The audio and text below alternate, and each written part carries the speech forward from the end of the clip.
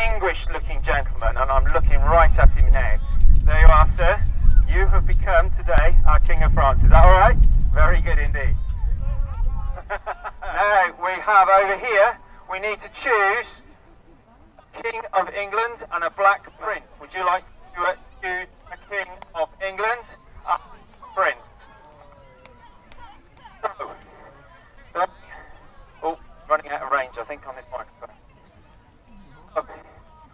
1546, Edward has a very good claim on the throne of France due to his mother Isabella Capet. There's his distant cousin on the throne, and he thinks that if he can face him in battle and win, then he will get the throne of France and stop this silly business of having to pay homage for the King of England's lands that he already has in France, Aquitaine, Guyenne and Normandy. So, what they do is that the English form an invasion fleet and they sail to France. So the English set sail from England in a vessel. They cross over the English Channel. They're all terribly seasick. They don't cross very well. They land on the French beaches. They're disengaged for now. And the first town that they attack is the town of Caen. And the men of Caen, this is our French team, the men of Caen stand on the battlements of Caen, and the English archers loose their first volley of arrows at them. So English will pretend to loose a volley of arrows. So their first volley, and they fall short of the castle walls. And the French jeer at the English, and what they do is 105 of them turn their backs to the English, and between the crenellations in the wall they bare their buttocks. Now you don't have to do it for real. The English archers were only joshing, and really they could reach the French, and it is a recorded fact that 105 of the French die very painfully for this insult. With an arrow up the bum.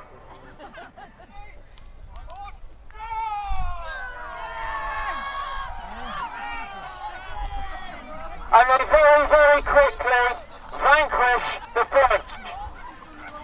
So the French armies to fall down dead. French fall down dead. French fall down dead. Oh, the English disengage. English disengage.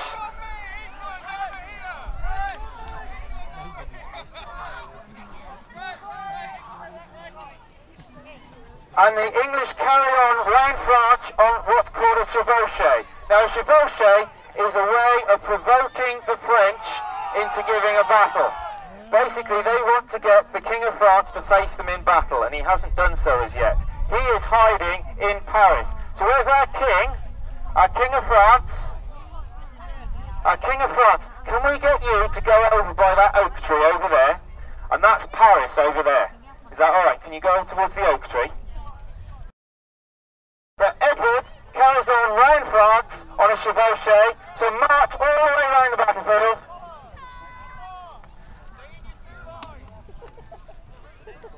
And then what we're going to have to do is, we've got our King of France over there, and he sends out a summons to the whole of France, trying to raise a big army to take on the English.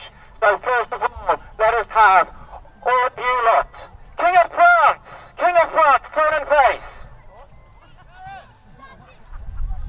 So the English are ravishing round the whole of the countryside, taking lots of plunder as they go, lots of gold and lots of silver as they go round France, and you're making lots of money. So the King of France, can you do a big shout, King of France, and call your men to you? So a big shout from the King of France, and they all flock to the King of France in Paris. There you go. English have been on their chevauchée around France, and they fight their way, taking masses of plunder, all the way to the gates of Paris. So English, can you march to the gates of Paris? Okay, we're going to go and try and attack Paris now. So they march all the way through France, taking all this plunder, and eventually they land up at the gates of Paris. And then come back in it. And the gates of Paris are closed to them.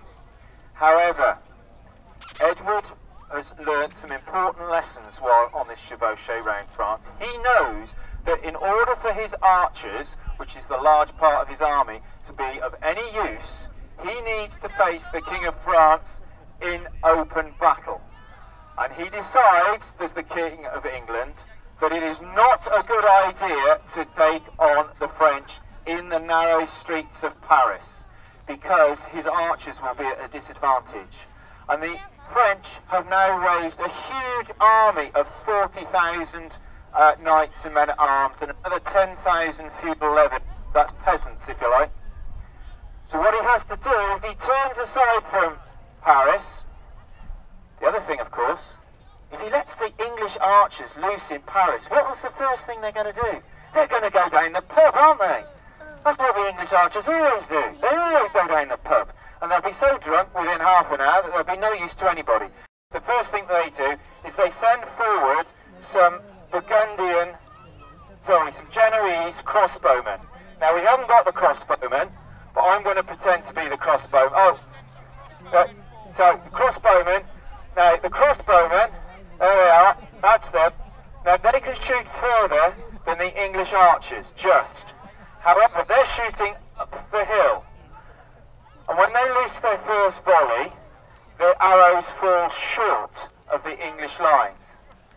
So they have to go a little bit closer. Now what they haven't got is they haven't got their defensive pervases, which is like a shield that they have in front of them, so they can load their crossbows with. Because the crossbows, although they can shoot further, they can only shoot 2 or 3 arrows a minute. Now remember, there's 5,000 English archers, so if they're all shooting at once, they can all shoot about 10 arrows a minute. That's 50,000 arrows that they can loose at any one time. So the Genoese come about another 20, 30 paces forward. They get themselves a little bit closer. There they are. That'll do. And they loose their first volley at the English. Now they're within range of the English and Welsh archers. So knock your arrows, archers. Draw and loose. And they come forward, and yes, the Genoese are knocked over. And then those that are left turn and run back towards their lines. And as they go, get up again, chaps, come on, quickly. We need you to die another day. They run back to their lines, and as they run back to their lines, the first rank of the French surge forward and knock over their own mercenaries. Well, in a line, you must all be in a very, very straight line. So they're coming up towards the English, and then they find themselves, come on, first rank, all in line. That's it, that's marvellous. And then they are within range of the English. And then, well there, French, loose. And soon, suddenly, all the French are turning around and dying as their horses are hit. And then the second wave of the French charges as well. So they come in. Stay down. Right, the second wave of the French come in. And they too, they've got to climb over all of these French dead. And again, they're all shot to pieces there. And then the third wave come into the back.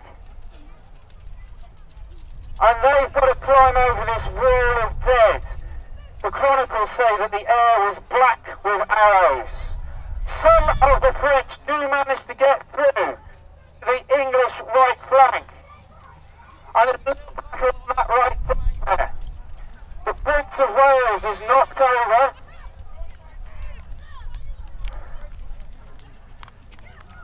And there's an awful lot of bloodshed.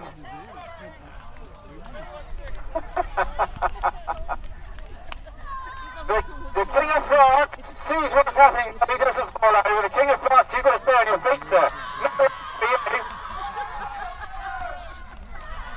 So the King of France come with me.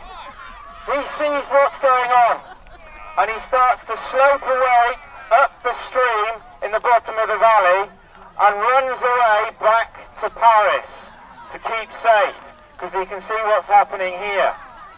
the French lose total heart. And all the French nobility are dead on the battlefield. And because they're all dead on the battlefield, there's nobody left to lead the rest of the army. Which I'm afraid, ladies and gentlemen, you're going to have to imagine, because I think all my troops are engaged. So, then, on the battlefield, we find... one of the people, yes, here we have this man in black here. This is Jean de Luxembourg, King of Bohemia. He's come to rally to the French crown, but he's killed on the battlefield. He's actually quite an old man, but he's nearly blind, and he's been led onto the battlefield by some of his troops. But he's not being killed. Nobody's killed the King of Bohemia yet. The blind man, you've got to kill him. You've got to kill him. Yeah, that's it. So I think that the day is very clearly belonging to the English. So can we have our two teams? Where's all our English knights and archers? The English to me. Where's our King of England? So all the French are dead. So French, can you all lie down dead, please? Come on, all lie down dead. If you're French, you need to lie down dead. There we are. So we have a huge battlefield full of dead Frenchmen. All the nobility are dead. The rest of the French army haven't engaged and actually just walk away because there's no one to lead them. They're not going to go and fight for anybody who isn't their liege lord. So they won't fight for anybody, they'll only fight under the feudal system, and as a result much of the French army does not actually engage with the English at all. I did say that the Prince of Wales was knocked over by the French at one stage. He was proudly defended by some bowmen from Llantrisant in Wales, who to this day are known as the Black Bowmen of Llantrisant, and are still a sort of guild of freemen in the town of Llantrisant and celebrate their activities at Crécy to this day. That is a quick potted history of the Battle of Crécy. Boys and girls, knights, will you all give a big bow please to the members of the public? Give all a round of applause for the helper.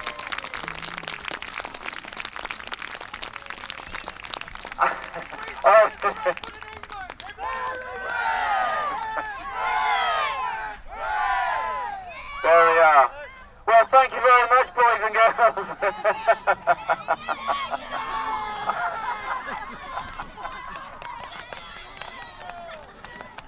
Right, if you can all hand back your little foam sword, please, and make your way gently out of the arena. Thank you very much for your help. Big round of applause to our knights for making this possible. And thank you for loaning us your children so as we could tell the story. Thank you. Can you also a round of applause, of course, for our narrator today, Phil, who's not only had to sort of be narrator but also wrangler for the narrator, and the Plantagenets haven't finished yet because they're now going to do medieval dancing, including a chance to join in the small arena, which is just there with all the flags. So all the ladies and gentlemen and all the children who would like to see some medieval dancing, go to the small arena or give the Plantagenets 5 minutes to get themselves back together after